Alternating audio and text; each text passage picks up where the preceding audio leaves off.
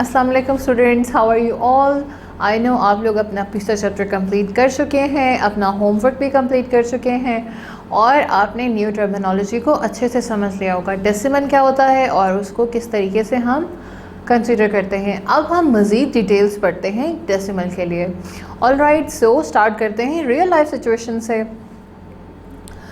He looked confident. कौन confident लग रहा है? Let's see.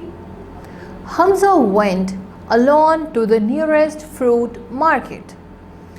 For the first time, he was very happy. He looked confident.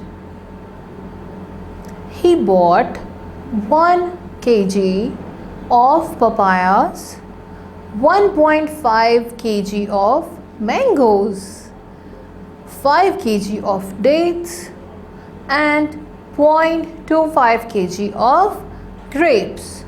How many kilograms fruit did he buy? Hamza is a boy. Hamza अकेला ही first time fruit market चला गया।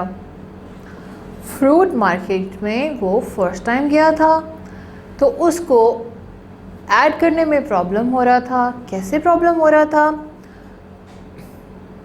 उसने 1 kilo पपीता लिया, which is papaya. 1.5 kg का मतलब होता है 1.5 किलो मैंगोज लिए, 0.5 kg ऑफ डेट्स, आधा किलो उसने खजूरें ली और 0.25 kg उसने ग्रेप्स लिए, 1 पाव उसने ग्रेप्स लिए। How many kilogram did he buy? अब उसको क्या करना है, उसको देखते हैं क्या करना है। Do you notice that there is a dot and a number on the right side of the dot? Each quantity, the dot is called decimal, this dot is called decimal. To calculate the total weight of fruit, we need to know more about decimals. अब हम इसे किस तरीके से add कर सकते हैं, किस तरीके से टोटल अमाउंट और टोटल केजीज वेट फाइंड कर सकते हैं, उसके लिए हमें चैप्टर पढ़ना होगा। सो लेट्स सी पेज 81 पे हमें क्या बताया जा रहा है। The word decimal come from the Latin word decimus, ठीक है। डेसिमल जो एक लफ्ज़ है वो एक लैटिन ज़ुबान का लफ्ज़ डेसिमस से निकला है, ठीक है। वहाँ के लोग यूज़ करते थे और फिर हमने अपने तरीके से इंग्लिश में इसको चेंज कर लिया। मीनिंग 10th, मीनिंग क्या है? 10th।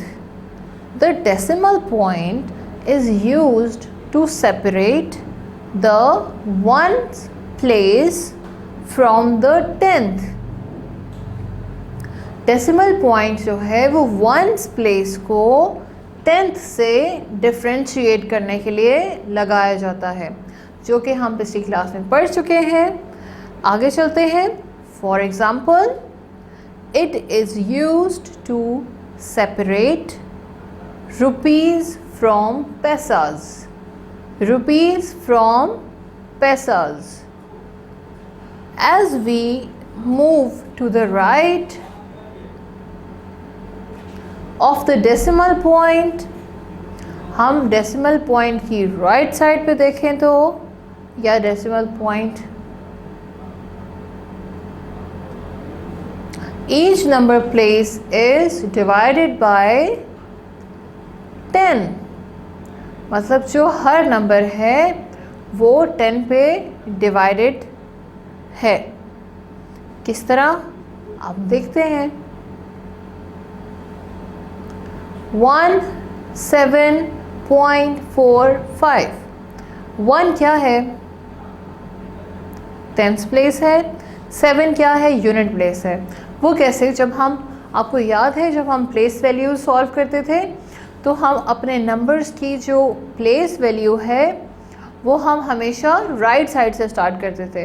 तो अब यहाँ पे राइट साइड पे पॉइंट से पहले, पॉइंट के बाद हमने काउंट नहीं करना, पॉइंट से पहले 7 है, मतलब 7 से real number, whole number start हो रहा है।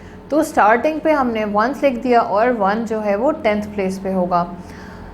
बीच में आ गया डेसिमल पॉइंट और उसके बाद आ जाता है 4 10th, यानी कि 1 डिवाइडेड बाई 10, और 5 है जी 100th, मतलब 1 डिवाइडेड बाई 100। वो क्यों है? क्योंकि आपको पता है कि पॉइंट के बाद वो नंबर आते हैं जो इनकम्प्लीट होते हैं, मतलब कि वो 10 तक नहीं पहुंचे होते, ठीक है, 10 से छोटे होते हैं। अगर वो 10 हो जाएंगे तो वो एक पूरा नंबर होल नंबर बन जाएगा, ठीक है। तो क्योंकि ये होल नंबर नहीं है और छोटा है तो हम इसको पॉइंट के बाद लिखते हैं, और जो पॉइंट के पहले वाले नंबर होते हैं वो क्या होते हैं? होल नंबर, कंप्लीट नंबर होते हैं। तो पॉइंट के बाद आपने नोटिस किया कि हमने काउंटिंग, अब ये फॉर एग्जांपल ये एक पॉइंट है, ठीक है, this is a point. Point के अगर आप देखें राइट साइड पे तो डेसिमल प्लेसेस हैं, लेफ़्ट साइड पे रियल प्लेसेस हैं, मतलब होल नंबर्स हैं। तो हमने जब भी अपनी प्लेस वैल्यू स्टार्ट करनी है तो यहाँ जो लेफ़्ट साइड पे नंबर होंगे उनकी हमने पॉइंट से स्टार्ट करनी है, और जो राइट साइड पे होंगे उनकी भी हमने पॉइंट से स्टार्ट करनी है।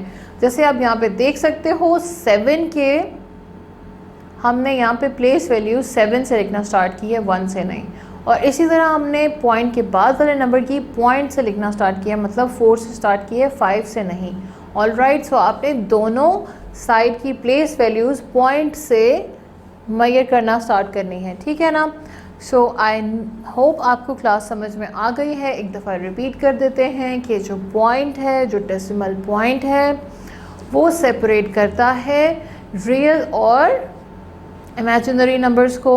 आसान लफ्ज़ों में हम कह सकते हैं कि ये 4 नंबर्स होते हैं जो इनकम्प्लीट होते हैं, मतलब मुकम्मल एक नंबर नहीं होता, कुछ उसमें से नंबर्स कम होते हैं।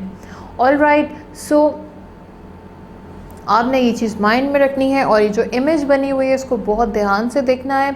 I will see you in the next class. Teacher will call you for the update. आप उनसे किसी भी तरह का क्वेश्चन अपने अकॉर्डिंग पूछ सकते हैं। अल्लाह हाफ़िज़।